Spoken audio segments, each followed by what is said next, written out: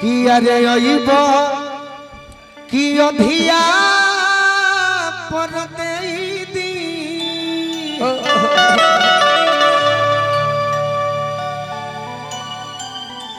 तारे के कहीं ना जाते तारा भूख लगल बा तू हमरा के छोड़ के जइबू आज हमरे के देख के पेट भरल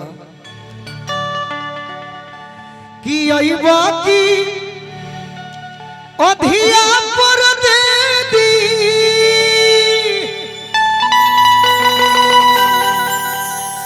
जवानी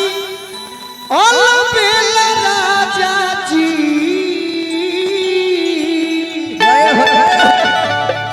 एवजन बाबा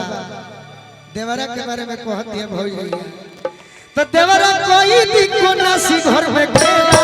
समान बायो खेला राजा जी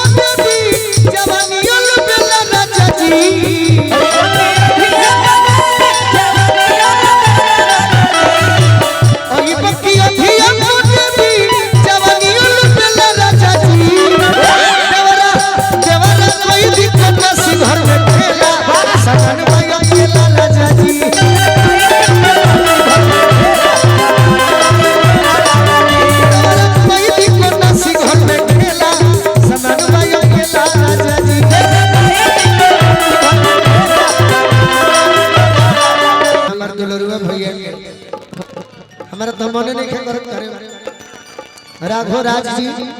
बहुत बहुत आशीर्वाद दिले बनी अभी जरूरत के 500 रुपए दिलू हमार बड़ भाई रवि जी हमें जे हमारा अपन बड़ भाई है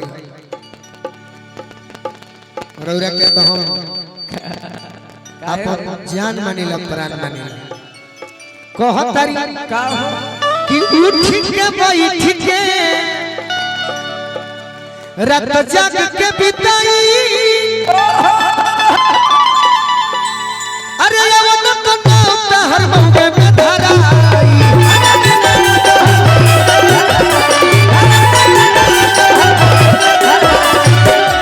अरे उठी के वही ठीक बोलवा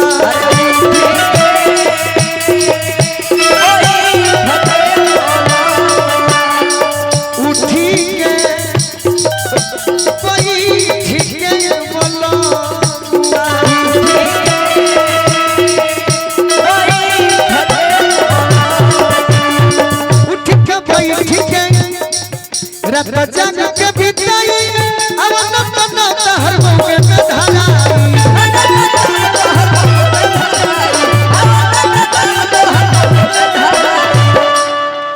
आज मेहरारू अपना बोलमुए के पियावा कहतरी सैया जी कहतरी बाकी ओ घरी रह दो अजीत भैया के पूरा टीम ए जे कुशीनगर में जुटल बा हम सबका के प्रणाम जय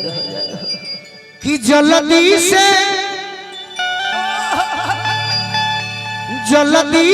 आवे चितकाबर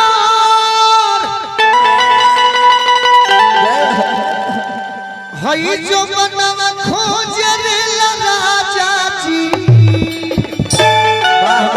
तो देवरा कोई दिन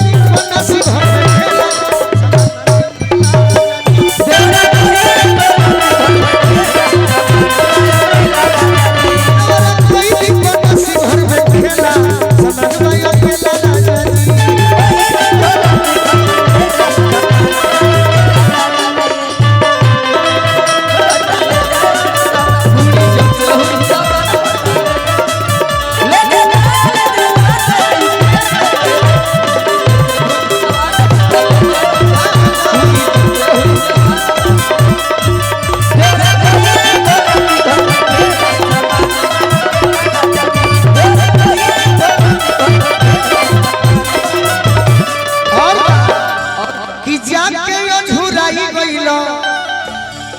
हे सवतिन से कवना चांदनी तू आवा कि जाई के अधूराई गईला हे 100 दिन से कवना चूल्ही होई तू छिया रोज खोजती अलवना अज जाई के अधुराई रे रोइला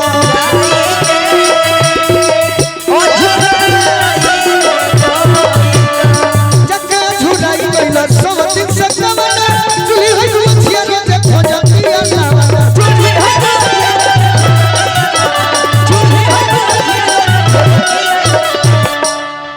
जखमी जितेंद्र रोजे फेंकता का ये राघव भैया जखमी जी हो कि जखमी जितेंद्र रोजे फेंकता हई गोलुए ने हम पढ़ेला राजा जी तो देवरा कोई भी कोना सिंह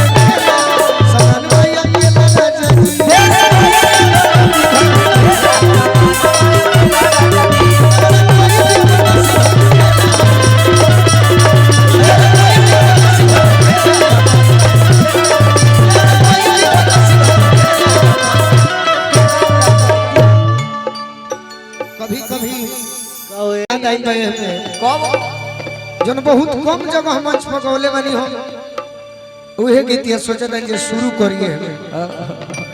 लय पुरान हो खेसारी लाल जी के फिल्म में सुनले रहनी कहां हो तू मत जा सब जनी टीम बनले बड़ू बैठ के सुना बड़ी उहे लय है असगर भैया कि कवन सोवत संग काटो तार जानी लगा के मच्छरदानी रजन पियावा परदेश बड़े हमें हेरारू घरे भैया ऐसने आ बाटी देवरा अतना सुंदर भौजाई के जब पहले बा तो सोचा था जे हमें भैया वाला आधा काम हम ही पूरा कर दी तो देवरा से तो के कहत का बड़ी आज 30 जनवरी के हमार बड़ भाई रवि जी के भाई शादी के दूसरा साल की रहबा सही माई से प्रार्थना करब कि दोनों जने के जोड़ी बन रहो एह जोड़ी के नजर मत लागो कबो एह जोड़ी में कबो अलगाव मत होखो ना एह जोड़ी में कबो विवाद मत होखो आई जोड़ी के देख के हमार पूरा परिवार खुश रहो यह न चाहब हमनियों को खुश रही बाकी देवरा के शिकायत करके कहत